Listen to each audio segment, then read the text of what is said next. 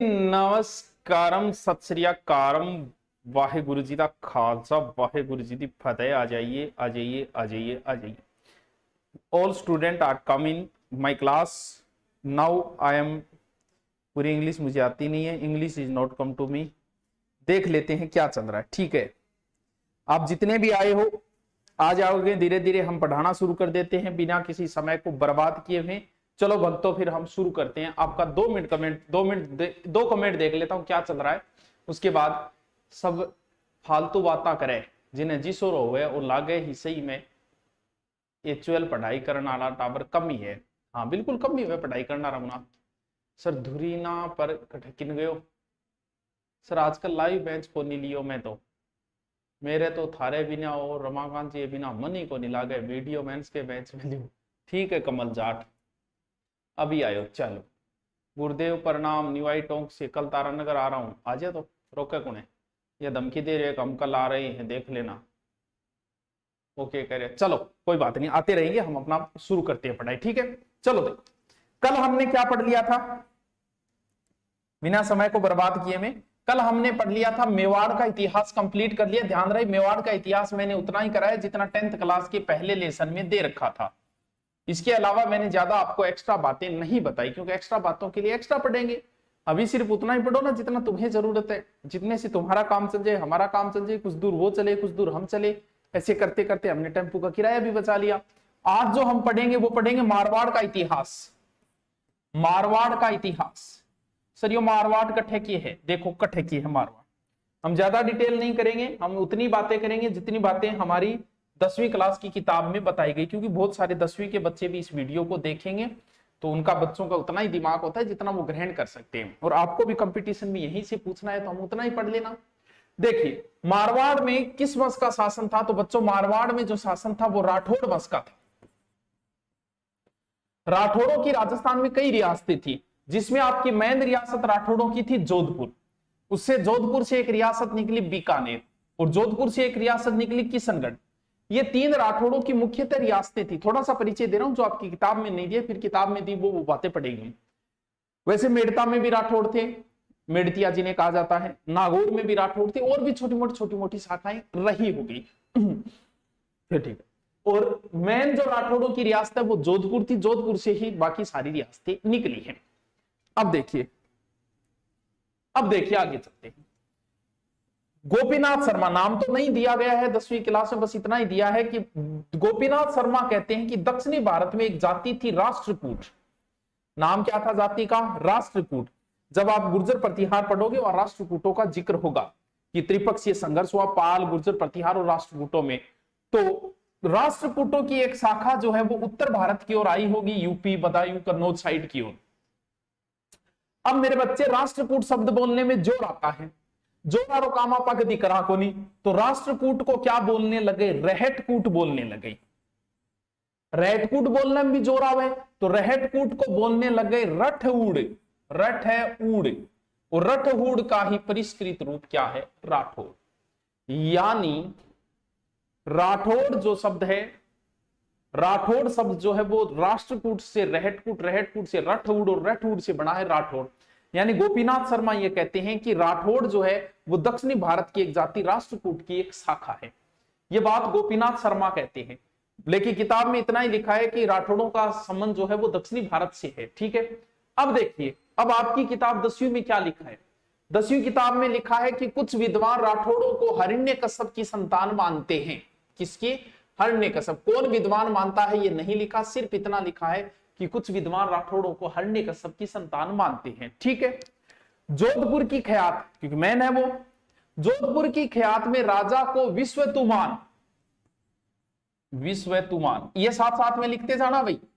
राठौड़ों की उत्पत्ति हेडिंग डाल के साथ साथ में जो 4 बातें 10वीं क्लास में लिखे। विश्वतुमान का पुत्र था राजा बृहदबल, यानी राजा बृहदबल कि राजा बृहदबल की संतान, यानी विश्वतुमान का पुत्र बृहदबल। बृहदबल की संतान बताया गया है किनको? राठौड़ों को जोधपुर की ख्यात के अंदर। दयालदास ने भी ख्यात लिखी। दयालदास की ख्यात में राठौड़ों को क्या कहा गया है? सूर्यवंशी। देखो एक सूर्यवंशी होता है, एक चंद्रवंशी होता है, एक तीसरा यदुवंशी भी होता है। राजस्थान में जितने भी राजपूत हैं उनमें भाटी चंद्रवंशी है, बाकी सारे राजपूतों को सूर्यवंशी माना गया है, भले आमेर वाले सूर्यवंशी है, चौहान सूर्यवंशी है, गुइल भी सूर्यवंशी है। और जाट अपना संबंध कृष्ण से जोड़ते हैं भगवान से, तो वो चंद्रवंशी है, और भाटी भी अपना संबंध भगवान कृष्ण से जोड़ती है, तो वो क्या हो गए, चंद्रवंशी। बाकी किसी का अपने राजस्थान वालों के आ जाए तो आंख मीच के ठोक देना, क्या, सूर्यवंशी। ठीक है, तो ऐसा कहा गया कि राठौड़ सूर्यवंशी दयालदास की ख्यात में 10वीं क्लास की किताब के अनुसार, और ब्राह्मण जो है भल्लराव की संतान है, भल्लराव कि दयालदास की ख्यात के अनुसार राठौड़ सूर्यवंशी है और ब्राह्मण जो है वो भल्लराव की संतान है, ऐसी लाइन लिखी गई है। नैणसी कहता है कि मारवाड़ के जो राठौड़ है, कौन कहता है, नैणसी। नैणसी कहता है कि मारवाड़ के राठौड़ जो है वो कन्नौज से निकले हुए, यानी जयचंद गढ़वाल के पोते से संबंध बताया जाता है राठौड़ों का। ध्यान रहिए, बड़ी काम की चीज है, एक एक लाइन शॉर्ट में लिखते जाना, बराबर में आपके पेन चलना चाहिए। सबसे पहले राठौड़, फिर एक लाइन लिखो, गोपीनाथ शर्मा के अनुसार राठौड़ शब्द जो है राष्ट्रकूट से बना है, जो दक्षिण भारत की एक जाति है। फिर सीधा सीधा लिखते जाओ, हिरण्यकश्यप की संतान माना है, कुछ विद्वान लिखने की जरूरत नहीं, सीधा सीधा लिख दो। फिर दूसरा लिखो, जोधपुर ख्यात में इन्हें बृहद बल की संतानें बताया गया है। दयालदास की ख्यात में इन्हें सूर्यवंशी व ब्राह्मण भल्लराव की संतान बताया है। नैणसीन का संबंध कन्नौज के गढ़वालों से जोड़ता है। याद रहे जैसी के काम की चीज है। और टोड भी राठौड़ों को क्या कहता है, टोड भी राठौड़ों को सूर्यवंशी कहता है, और ये भी अपना संबंध, राठौड़ों का संबंध कन्नौज से जोड़ता है कि जो राव सिंह है राठौड़ वंश का संस्थापक, वो जयचंद गढ़वाल का पोता था। हाँ, वो हो सकता है मैंने गलती से बता दिया होगा, पता नहीं। मेवाड़ मुगल संधि जो है वो किताब में आपके जनवरी दे रखी है, मैंने फरवरी बताई थी। ठीक है, अब आ जाओ आगे। अब एक एक शासक दे दो, ये चीज इंपॉर्टेंट है सारी सारी, क्योंकि 8% आवे नहीं जित याद कौन ले।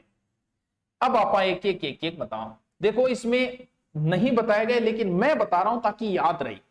देखो टाबरो, कन्नौज, मैं बहुत शॉर्ट में बता रहा हूं, क्योंकि 10वीं क्लास में जितना उतना ही बताएं, ज्यादा राम कहानियां पढ़ेंगे तो आपको पता है मारवाड़ में मुझे 8 से 9 घंटे लगते हैं, और यहां मैं आपको आज आधे घंटे में करवाऊंगा। क्यों? क्योंकि जितना 10वीं क्लास में उतना ही करवाऊंगा। एक बार, कन्नौज का शासक था जयचंद गढ़वाल।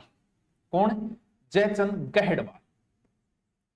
जयचंद गढ़वाल का एक बेटा था सेतराम, ये नहीं दिया गया 10वीं क्लास में। 10वीं क्लास में सिर्फ नाम दिया गया सिंहा। सिंहा शब्द जो है वो हो सकता है कहीं ना कहीं शेर से बना था, इसके पीछे एक कहानी भी आती है शेर की, वो कहानी भी हम एक बार चर्चा नहीं करेंगे। राव सिंहा जो ऐसा कहते हैं कि पृथ्वीराज चौहान के बाद गोरी ने आक्रमण किया जयचंद गढ़वाल पर, जहां वहां आक्रमण होते ही सिंहा जो है अपने कुछ आदमी लेके और मारवाड़ साइड की ओर आ गया था। कब? 1212 ईस्वी में। और हो सकता है पाली के आसपास अपना क्षेत्र बनाया होगा। या लाखा जमर का युद्ध हुआ, वो चीजें नहीं दी गई है आपकी किताब में। या फुल्ला ने ऐसे करके एक राक्षस था, उसको भी मारा था, ऐसी कहानियां आती हैं। आपके लिए काम की चीज सिर्फ एक है कि राठौड़ वंश का संस्थापक राव सिंहा। और इतना ही, ऐसे इतना ही पूछा जाता है, ज्यादा माथापच्ची नहीं करना। ना 1212 दिया गया आपकी किताब में, ना कहां से उठ के आया क्या आया, ज्यादा स्थापना, बस इतना ही याद रखना है, राठौड़ वंश का संस्थापक राव सिंहा। बस सिंहा के बाद बीच के शासक गायब कर दिए। बहुत सारे शासक है, जैसे दूहड़ है, कर्नाटक से चक्रेश्वरी माता की मदद, तो आप सिर्फ इतना ही लिखो, सिंहा राठौड़ वंश का संस्थापक, बस इतनी लिखिए, तो आप भी उतना ही लिखो, ज्यादा माथापच्ची मत करो। ये लाखा फुलानी का युद्ध वगैरह ये चीजें आपको नहीं लिखनी है, जिसमें 1 लाख लोग मारे गए, इसे लाखा जवर का युद्ध कहते हैं, वो चीजें नहीं लिख रहे। तड़प के देखो, किसी की चाहत में पता चले इंतजार क्या होता है, यूं मिल जाए। अगर कोई बिना तड़पे तो कैसे पता चले प्यार क्या होता है। पढ़ ले बिक्की लाखोटिया, शायरा बाद में लिख ली, फुर्सत का काम हुए बेटी का बाप। हाँ, ए काम में बाद में कर ली तू, जब खुद सेट हो जाए नहीं, जब आदमी शायरी गीत गजल ए बाद का काम हुआ, पहले कोई रोजगार देख लेना चाहिए, क्योंकि शायरी पेट कौन बढ़े, पेट जब बढ़ेगा मां रोटी जागी जब। ठीक है, चलो। राव सिंहा के बाद में सीधा सीधा उन्होंने दे दिया किसको? रावचूड़ा। वैसे राठौड़ शुरुआत में जो है वो पाली साइड में रहे, खेड़ को भी अपनी राजधानी बनाई थी, और सिंहा की मृत्यु बिट्ठू गांव में हुई। वो चीजें नहीं देगी 10वीं क्लास में, बिट्ठू गांव में हुई।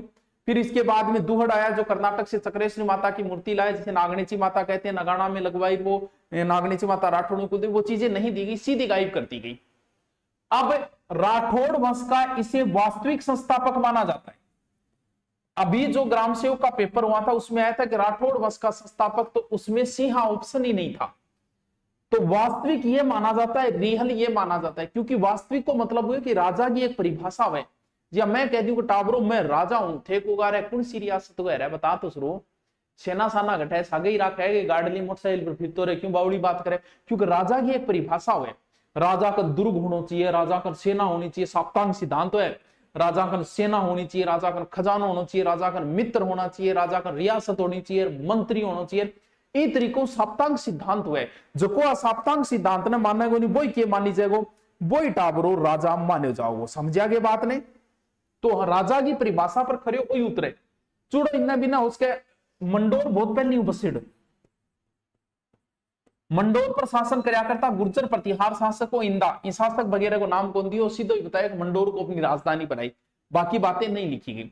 मंडोर पर मैं थोड़ी सी ऐसी बता देता हूं कि मंडोर पर तुर्कों ने अधिकार कर लिया था, तो इंदा रे दोनों मिलिया, इंदो चूड़े कन आयो, बोले यार मेरे दुरु पाछो दिरा की, बोले मेरे कन बहुत शानदार शानदार गजब का प्लानिंग है, सक्सेस होने का शॉर्टकट है, मेरे कन सक्सेस होना, बोल बता यार, बोल बता की को नहीं, तुर्का दुर्ग के अंदर घास मंगवाए, घास मंगवाए, आप घास गा बैठ के दुर्ग मा चला बारह काटे, इन तरीको बारह निकालिया, और कहानी आवे कि इंदा इससे खुश हुआ, खुश होकर अपनी पुत्री का विवाह चूड़ा सीख यार मंडोर दहेज में दे दिया। ऐसी कहानी आती है, लेकिन ये कहानी 10वीं क्लास में किताब में नहीं बताई गई, सिर्फ इतना ही बताया गया है कि चूड़ा ने किसको राजधानी बनाई, मंडोर को। यानी अब राठौड़ों की राजधानी क्या होगी, मंडोर, इसके बाद में जोधपुर, और फाइनल राजधानी क्या हो जाएगी, जोधपुर। फिर बताया कि चूड़ा ने खाटू, डीडवाना, सांबर, अजमेर आदि क्षेत्रों पर भी अधिकार किया। फिर लास्ट में सीधा लिख दिया गया कि इसकी पत्नी चूड़ा की पत्नी चांद कवर कौन है, द नेम ऑफ चूड़ा वाइफ चांद कवर, इसने चांद बावड़ी बनवाई जोधपुर में, गठे जोधपुर में। सर चांद बावड़ी तो दोसा में, तो भाई दोसा में क्यों बनवाओगे, तो चांद बावड़ी गठ बनाई है। दूरीना संप्रदाय के प्रवर्तक बाबा सुभाषनाथ जी फलोदी से प्रणाम। वाह यार तकड़ो नाम दिए बेटी का बाब है। सर जी पृथ्वीराज ने दोनों को 11 में मार दिया था, बट गौरी के डेथ 1206 में दी गई है बुक में, बिल्कुल 1206 यमुना गौरी बहुत बाद तक जिंदा था। सच नहीं है सर ये कहानी, कौन सी कहानी, रोकी, हो सकता है, मैं कब कह रहा हूं कि सच है, किताबों में लिखा है, इतना ही हम जानते हैं, क्या रखा है इन बातों में, सब झूठ लिखा है किताबों में, हो सकता है झूठ लिखा होगा, तो हम उतना ही बता रहे हैं जितना, तो 10वीं क्लास में वो कहानी नहीं गई है, नहीं दी गई है, क्योंकि इससे संबंधित एक दोहा आता है, चूड़ा मंडोवर दाई जय तरीको एक दो आवे, तो बिन दोहे की वजह से ये चीज मानी गई है कि कह खुदा भी तुझको मेरे पास देखता होगा, इतनी अनमोल चीज देख करने जाने क्या सोचता है, अरे क्या नहीं सोचो, खुदा तेरे आइटम ने देखने टेम है, खुदा ने केम बावड़ी बात करे, लिखने लागे शायरी कोई काम की बात लिख दे, अच्छा जा मेरा तिगी होगी जब की पढ़ाई को टेम है, शायरी बाद में कर ले, मैं नंबर देती हूँ मेले पर भेज दी, मैं कल सुना दी, ठीक है, शायरी पेट कौन भरेगो, बावड़ू की खुदा देखता हूँ, खुदा तेरा आइटम नहीं टेम है देखने, इतने डंगो तो खुदा भेज तो ही फिर, हाँ चलो आगे चलांगे, आगे चलांगे, चल। चूड़ा के बाद में आगे जो शासक दिया गया है आपकी किताब में, सीधा दिया गया है किसको, रणमल। रणमल की कोई विशेष बात नहीं बताई गई है, वो कहानी बताई कि इसने अपनी बहन हंसाबाई का विवाह राणा लाखा से किया, वो कहानी पूरी की पूरी बताई गई है, ठीक है। इसके बाद में बताया गया है कि रणमल की हत्या जो है वो 1438 में कर दी गई भारमली के सहयोग से, कहा, मेवाड़ के अंदर, बस इतना ही लिखा गया, वो पूरी कहानी मेवाड़ की है, तो यहां उस कहानी का इतना हम जिक्र नहीं करते हैं। फिर रणमल के बाद में कान्हा बना, पूरे कान्हा को गायब कर दिया गया, और कान्हा के बाद में सीधा का सीधा कर दिया है, किसको शासक बना दिया गया है, जोधा को। साथ साथ में शॉर्ट में लिखता जाइए, काम काम ये चीज दे दी है बस। सबसे पहले क्या, कौन सा शासक दिया आपकी किताब में, राव सिंहा। सिंहा के बाद में सीधा शासक उन्होंने चूड़ा को दे दिया, चूड़ा के बाद में इसके बेटे रणमल को दे दिया, और रणमल के बाद में सीधा ही सीधा इन्होंने किसको दे दिया, जोधा को। क्यों, क्योंकि मारवाड़ को पहलो, राठौड़ा को पहलो जो शक्तिशाली शासक माने, तो किन मानी जाए टाबरो, चूड़ा नहीं मानी जाए। सुनाओ तगड़ा हो गुरु जी, हाँ एकदम तगड़ा हूं सर जी, अब की मौज कर दी, क्या ही मौज कर दी है सर, मैं महेंद्र सांसी, ठीक है भी, राम राम भाया, कोटा से आपका चरणा में मुंडी फेंकूं गुरुदेव, बेटी का आप को खाटू श्याम जी से नमस्कार, नमस्कार भाई, नमस्कार गुरु जी। ये शायरी आला आप डोल बताया बिना को नहीं रहे पढ़े को नहीं, अरे तो शायरी हर समय नहीं होती, हर चीज का अपना एक समय होता है, ये नहीं है कि आप चलते चलते अंट संट ऐसी शायरियां बोलना शुरू कर दो। शायरी कहाँ बोलना है, क्या बोलना है, अपना दिल अपनी तबाही का सबक होता है, और ये जवानी का जमाना भी अजब होता है, कौन सी बात ने कि शख्स का दिल तोड़ दिया, ये बोलने वाले को एहसास ही कब होता है। तो कद बोलनी है, कट्ठे बोलना चाहिए। आ चीज जे सीख जाओगा नहीं थे, जब तू थे विद्वान बन जाओगा, सियाना बन जाओगा, मेच्योर बन जाओगा। अभी एकदम ही टाबर हो बिथान बेरे कौन सी बात है, पढ़ाई की बात है, शायरी हम क्या करेगा यार, तू पढ़ना है तेरो ने जी कर रहे हो तो रहने दे यार, और गनाई चैनल है बढ़े उड़ जा, भी कॉमेडी यार चैनल है बे देख ले। अठे आप पढ़ाई करना है ना, पढ़ने वाले बच्चे 10 भी होंगे ना तो भी पढ़ाने का मजा आएगा। चल अगलो शासक सीधो दियो गयो 1914, तने जे एकदम ही भसड़ करनी है तो कदी आओ हवेली पर, मैं आप गणो ही भसड़ में हूं, कदी स्पेशल घंटो राखू जगदीन तो तू शायरी सुनाओगे, इनू मैं सुनाऊंगा। देखो ऐसा बताते हैं, क्योंकि जब रणमल की ऐसी कहानी नहीं लिखी गई है 10वीं, मैं बता रहा हूं कि रणमल की जब हत्या हुई उस समय जोधा जो था वो मेवाड़ में था, जोधा वहां से भागा और चूड़ा उसका पीछा कर रहा था। कौन सा चूड़ा? भीष्म पितामह। तो ये काहुनी गांव की ओर चला गया था बीकानेर के, और मंडोर पर अधिकार हो गया था किसका? चूड़ा का। लेकिन जोधा ने अपना प्रयास जारी रखा, 1453 में जोधा ने वापस मंडोर पर कर लिया था अधिकार। फिर वो आवड़ा बावड़ा की संधि हुई वगैरह, वो कोई चीज नहीं लिखी गई है। बस इतना जरूर लिखा गया है कि जोधा ने अपनी पुत्री का विवाह जो है वो कुंभा के पुत्र रायमल से किया था। बस इतनी बात जरूर लिखी है कि रिश्ते अच्छे बनाने के लिए। फिर सिर्फ इतना लिखा है कि इसके बाद में नई राजधानी बनाई, नया शहर बसा लिया। कौन सा? चिड़ियाटूक पहाड़ी पर। कौन सा दुर्ग? जोधपुर दुर्ग बसा दिया। और नया कब बसा जोधपुर? 1459। बस सीधा शॉर्टकट में लिखता जाइए टाबरो। जोधा लिखो 1453 में मंडोर पर अधिकार किया, ये अच्छी लाइन है, कई बार पूछी भी गई है। फिर सीधा लिखो जोधपुर की स्थापना चिड़ियाटूक पहाड़ी पर है, चिड़ियाटूक पहाड़ी पर है। वो वाक्य कहानियां जो है वो नहीं लिखी गई कि दुर्ग की जो नींव है करनी माता ने रखी, वो श्राप पर, फिर राजा राम की बलि दी गई, वो कोई बात नहीं लिखी गई। तो इसलिए हम शॉर्ट में इसके चर्चा। एक जो नई बात अच्छी लिखी गई है वो कहीं और कहीं नहीं पड़ी, तो हो सकता है ऐसी बात आ जाए। तो देखो एक बात लिखिए कि जोधा ने दिल्ली के सुल्तान बहलोल लोदी की एक सेना को परास्त किया था। दिल्ली के सुल्तान बहलोल लोदी की एक सेना को परास्त किया था, इससे जोधा की प्रतिष्ठा बहुत अच्छी फैली। ये लाइन भी आप लिख लेना, this line is very important. और ओझा ये कहता है कि मारवाड़ का पहला प्रतापी शासक कौन है? जोधा है। ये लाइन भी आप लिख लेना, मारवाड़ का प्रथम प्रतापी शासक ओझा के अनुसार कौन है? जोधा है। वैसे सामंत प्रथा की शुरुआत चूड़ा ने की, लेकिन सामंत प्रथा का भी वास्तविक संस्थापक जोधा माना जाता है। ये बातें लिखी नहीं, मैं एक्स्ट्रा बता रहा हूं, किसी को अगर शॉर्ट में डालना हो तो बीच बीच में डाल देना। ठीक है टाबरो, आगे चलो। कुछ था रही तो याद किया रहा, वैसे ही बताइयो के राज है फिर मैं भी करा। संदीप कुमार करत करत अभ्यास जड़मती हुई सुजान। ये कोई एक दिन में मेरे याद को नहीं है, किंग ही को नहीं है। इस दुनिया में ऐसा कोई विद्वान नहीं है, मैं लाखों में एक की तो नहीं कह सकता, कि जिसे एक बार पढ़ा हुआ याद हो जाए, किसी के नहीं याद होता। लेकिन जब इन चीजों को बार बार देखा, जी हाँ, कल मेवाड़ में 7-8 शासक कराया मैं, आज भी 7-8 ही। अब तू कहते मेरे याद कौन रहे? तेरे गांव में कितना आदमी है? तेरे गांव में कम से कम 200 आदमी है। 200 मुसवा का नाम जाने तू, और कई तो तू अट तक जाने का फलानियों फलानती सागर, फलानती फलानिया सागर, फलानियों फलानती सागर। तो भाई वह 100 आदमी जब तेरे नाम याद है तो 100 शासक तो है ही को नहीं राजस्थान में। वह 100 आदमी कचरो भेड़ो कर रखे तू दिमाग के अंदर, ए 100 है ही को नहीं, पूरा ही 20 एक है। ए 20 नाम याद कर ले, वो नौकरी लाग जाए, और वह 100 तेरे किमी काम को नहीं आओगा कभी, सिवाय समस्या पैदा करने के अलावा। तो दिमाग की बात करना तो भाई अगर 100 तू गांव में किंग आदमी को नाम नहीं जाने तो मैं मानूंगा तेरे दिमाग नामी कोई चीज को नहीं। अगर तू जाने इंगो मतलब तेरे दिमाग है, लेकिन तू लगा गलत जगह रखे। दिमाग तो गणो ही है लेकिन चाल उल्टो है तेरू।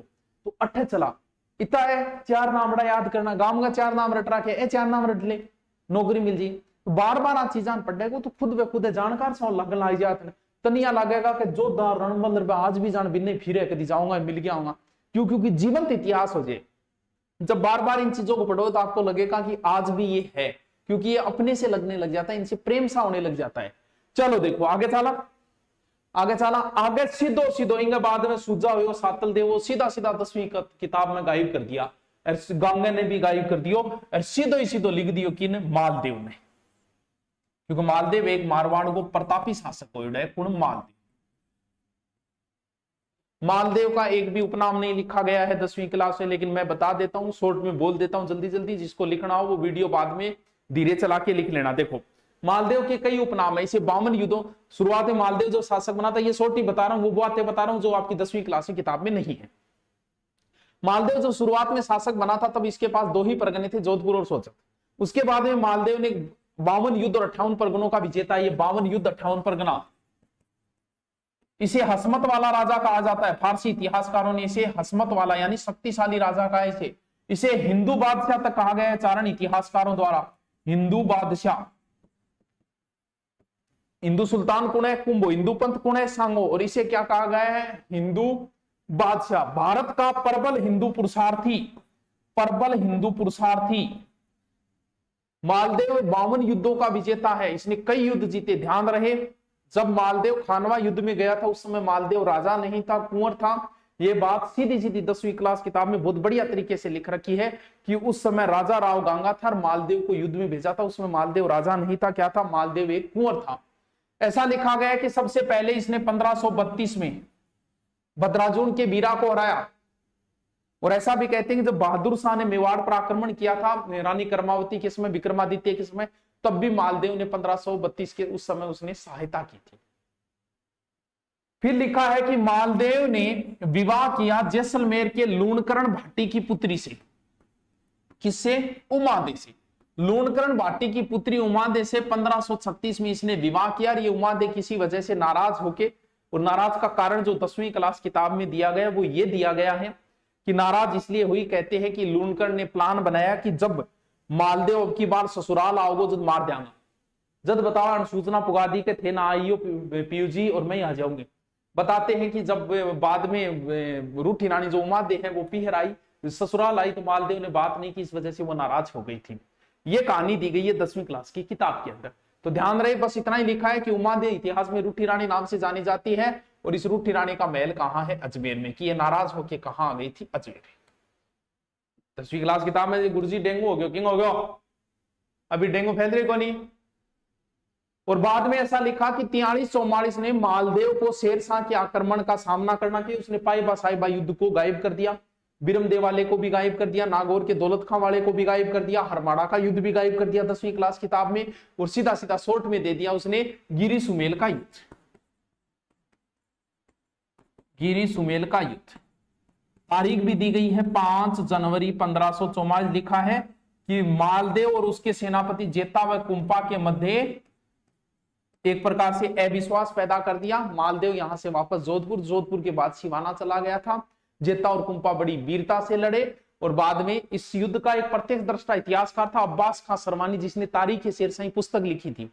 उस पुस्तक में उसने कहा है कि शेरशाह ये युद्ध हारते हारते जीता। तब उसके मुंह से निकल गया कि एक मुश्त बाजरा हिंदुस्तान बादशाहत बर्बाद बुदे, मैं एक मुट्ठी भर बाजरे के लिए हिंदुस्तान की बादशाहत खो देता। और कहा था शेरशाह ने कि काश जेता और कुंपा जैसे वीर मेरे पास होते तो मैं भारत में एक छत्र राज करता। बस इतनी सी बात दी गई है मालदेव की, और कोई बातें।